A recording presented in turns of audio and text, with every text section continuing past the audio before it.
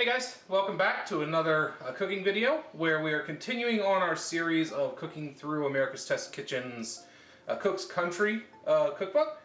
And if you didn't get a chance to see our other videos on that, we played out 3 parts of a meal in the last grouping, and we're going to be doing the same thing here today. So we'll release the protein or the main dish this week, and then sides to go along with it in the next couple weeks. So in 3 weeks you can have a full meal. Yeah, only 3 weeks, only guys. 3 weeks. Just hang tight, and in a month you'll eat. So, go ahead. I was gonna say, if this is your first time watching, thanks for checking us out.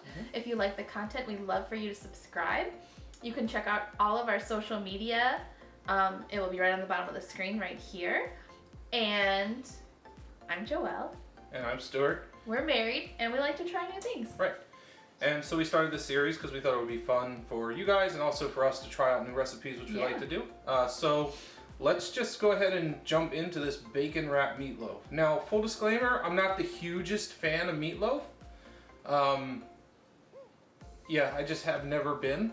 I've never thought it was appealing to say, you know what, here's meat, let's turn it into a loaf. It's just like a really big hamburger, basically. It's not. That you slice. It's different. But anyway, we're going to give it a try. The saving grace about this one is that it is bacon wrapped. So for you carnivores out there, you have meat wrapped around meat. So that's a plus. Always a plus. Always a plus. So without further ado, let's jump into what we're going to need for this recipe. All right, be prepared. It's a little bit of an extensive list. So we're going to try and run right through it. For this recipe, you will need a 1/4 cup barbecue sauce plus extra for serving, 1 tablespoon cider vinegar, 1 tablespoon Worcestershire sauce. Worcestershire? You were getting ready for this video and I was like, oh no, I'm gonna have to say that word on camera. And I botched it. 1 tablespoon spicy brown mustard, 17 square or 19 round saltines. We went with more like Ritz crackers. Just because Stuart likes to eat Ritz crackers and we had extra, so figured we'd get what we need. 4 slices coarsely chopped bacon, plus 8 whole slices, so you need 12 slices altogether. There's the bacon. 1 onion chopped coarse. 3 garlic cloves minced. Garlic. 1/3 cup of whole milk. We have 2% because that's what I got at the store today. 2 large eggs plus 1 large yolk. Just know that there's eggs coming in there somewhere. Right there. 1/3 cup minced fresh parsley. Salt and pepper. Boop. And there. And lastly, 1.5 pounds of 90% lean ground beef. Alright, and that's ground beef. Now we did go with 93%, 7%. Just because it was the right size package. Right, and that's really what it all came down to. I think it'll be okay. So, now that we've got the ingredients, let's get into prepping it. Alright. Alright, so to begin this recipe, you want to start by making sure your oven rack is in the upper or middle position, and that it's preheated at 375 degrees. You want to lid the rim baking sheet with aluminum foil and set a wire rack in the sheet. Then you want to whisk together the barbecue sauce, vinegar, Worcestershire sauce, and mustard together in a bowl, and then set that glaze aside. You'll come back to that later. Once that's done, you can go ahead and prep your onions and garlic. What you want to do is just mince those and chop the onion. Mince the garlic and chop the onions so that the onion can just be coarsely chopped, because you're going to end up throwing it in the food processor later, but make sure that you mince the garlic cloves as well. Then you want to process the saltines in a food processor until finely ground. It says about 30 seconds. Be aware of what you're using, whether it's a blender or a food processor, and then transfer it to a large bowl. Then you want to pulse the chopped bacon and onion in the now empty processor until that's coarsely ground, which is about 10 pulses. Once that's done, transfer that mixture to a 10-inch nonstick skillet and cook over medium heat until the onion is soft and translucent, so about 5 minutes, give or take. Then add the garlic and cook until fragrant about 30 seconds. Then you set that aside off the heat. Once that's done, you want to add the milk, eggs and yolk, parsley, salt, pepper, and 2 tablespoons of the glaze, to the saltines and mash them with a fork until a chunky paste forms. Stir in the bacon mixture until combined. Add the beef and knead with your hands until that is combined.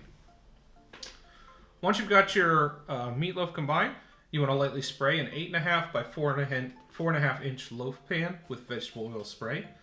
Line the pan with a large sheet of plastic wrap with extra plastic hanging over edges of the pan. What this is going to do is it's going to make it easier to flip it out onto the pan to cook. Push the plastic into the corners and up the sides of the pan. Line the pan crosswise with remaining 8 bacon slices, overlapping them slightly and letting excess hang over the edges of the pan. It says you should have at least half an inch of overhanging bacon. Depending on the bacon you have, you may or may not have that. Brush the bacon with 3 tablespoons of glaze. Transfer meatloaf mixture to a bacon-lined pan and press mixture firmly into the pan. Fold the bacon slices over the mixture. Then it says to use a metal skewer or tip of a paring knife. Poke 15 holes in one 14 by 3 inch piece of foil. Center the foil rectangle on top of the meatloaf. Carefully flip meatloaf onto wire rack so foil is on the bottom and bacon is on top. Gripping the plastic, gently lift and remove the pan from the meatloaf. Discard the plastic and gently press meatloaf into 9 by 5 inch rectangle. Then it'll go into the oven and you want to bake until the bacon is brown and the meatloaf registers 150 degrees. It'll take about an hour depending on your oven. Remove from the oven and heat the broiler. Then you want to brush the top and sides of the meatloaf with the remaining 2 tablespoons of glaze. Then put it back in the oven, broil it until the glaze begins to char and the meatloaf registers at 160 degrees. That's another 3 to 5 minutes. Transfer the meatloaf to a carving board and let rest for 15 minutes. Slice and serve, passing extra barbecue sauce if needed. We just kind of took it out of the pan and set it on a cutting board to cut.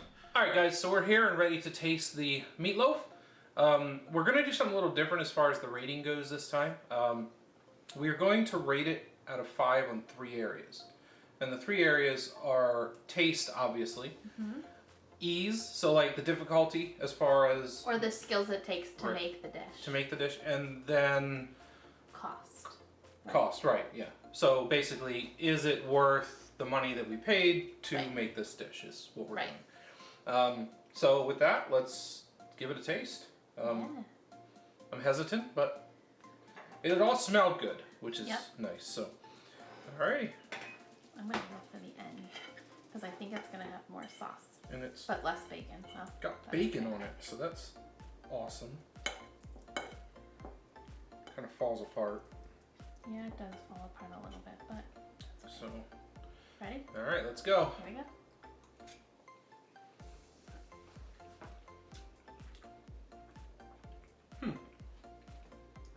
What do you think? I think it's pretty good. Yeah. I think I need a second taste. The meatloaf is not dried out. Which no, is no, no.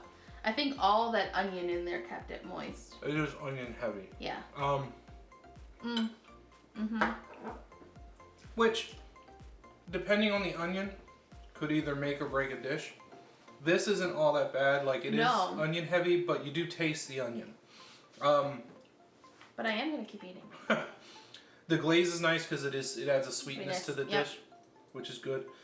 Bacon is always a great thing to add to anything. So let's turn to rating it. Okay. Let's start with just difficulty. What would you rate it on terms of 1 to 5 on difficulty? I think I would give it a 3. Okay. Because it does take, it's a little fussy.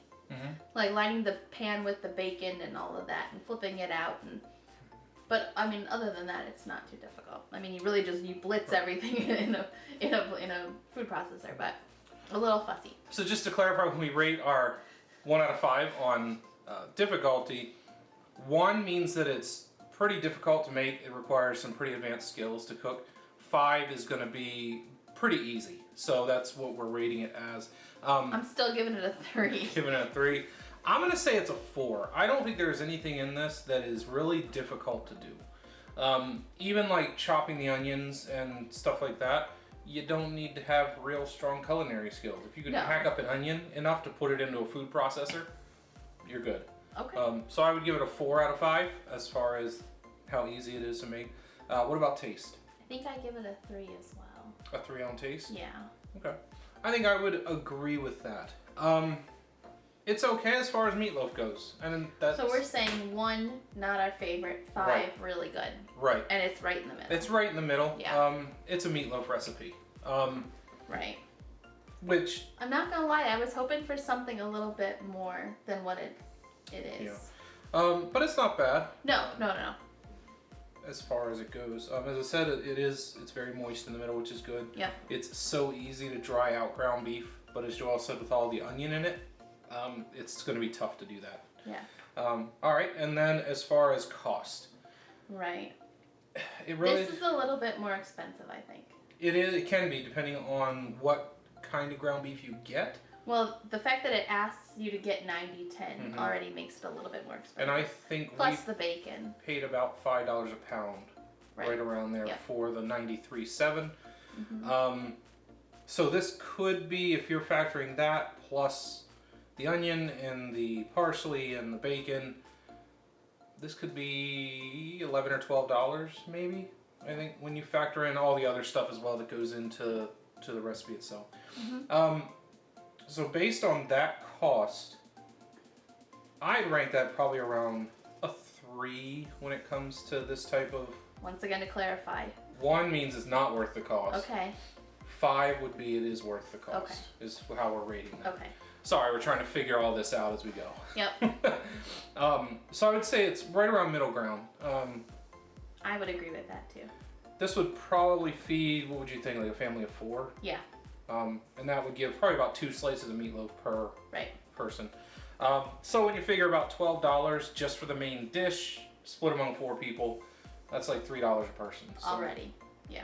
That doesn't count any of the sides or anything like that. So yeah, I put that around a 3. I think that's fair. Would you agree? Yes. Okay. All right. Yeah, so I think that is going to do it for this video. Next week, we will be taking a look at the potato recipe. Garlic mashed potatoes. Yep, the garlic mashed potatoes. So we definitely encourage you to hit that like and subscribe button so you'll get notified and all that fun stuff. Ring the bell. And yeah, until next time, guys, let us know what you think in the comments below. And we will catch you next time. So, later. Bye.